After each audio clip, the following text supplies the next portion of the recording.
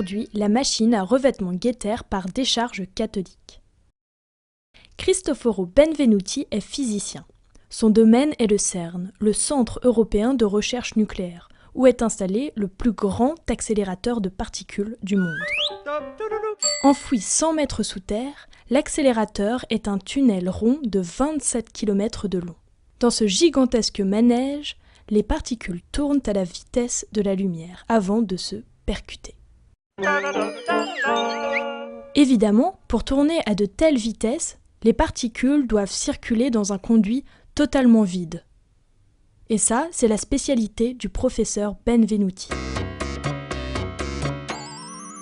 La propriété d'un Getter, c'est de retenir les molécules qui frappent sa surface. Dans cette fonction, le Getter s'apparente à du papier collant, papier à mouche, qu'on utilisait à la campagne dans le temps.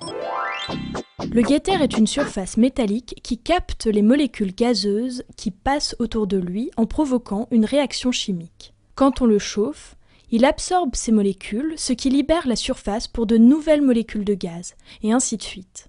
Ce procédé permet de maintenir le vide très longtemps dans un espace clos. Ça, c'est une feuille d'aluminium de commerce sur laquelle on a déposé une couche de Getter de deux côtés.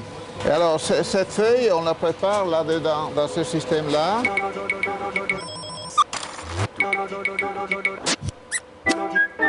On a un magnétron qui vaporise le métal qui se dépose sur la feuille. Et donc, cette feuille d'aluminium, telle qu'elle est maintenant, c'est une pompe. Une machine a transformé l'aluminium en pompe. Décidément, les savants ne savent plus quoi inventer. Et ce n'est pas tout. Le professeur Benvenuti a tiré profit de sa connaissance du vide et des matériaux pour mettre au point une invention révolutionnaire.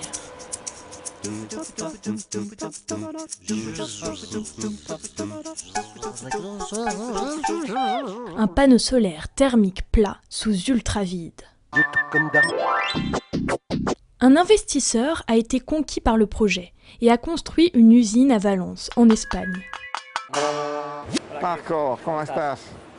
¿Todo bien o qué? ¿Y tú qué? L'utilisation du Getter, bien sûr, mais aussi un procédé exclusif de soudure entre le verre et le métal confèrent à ce panneau des performances hors normes. L'ultravide réduit à néant les échanges entre le capteur et le verre qui l'entoure. Ainsi, il ne perd rien de l'énergie émise par le soleil, même par temps froid ou couvert. Einstein disait, une théorie qui est bonne pour quelque chose, elle est bonne pour tout. Si on arrive à trouver la bonne solution, elle est bonne même pour des choses pour lesquelles on n'y avait pas pensé avant.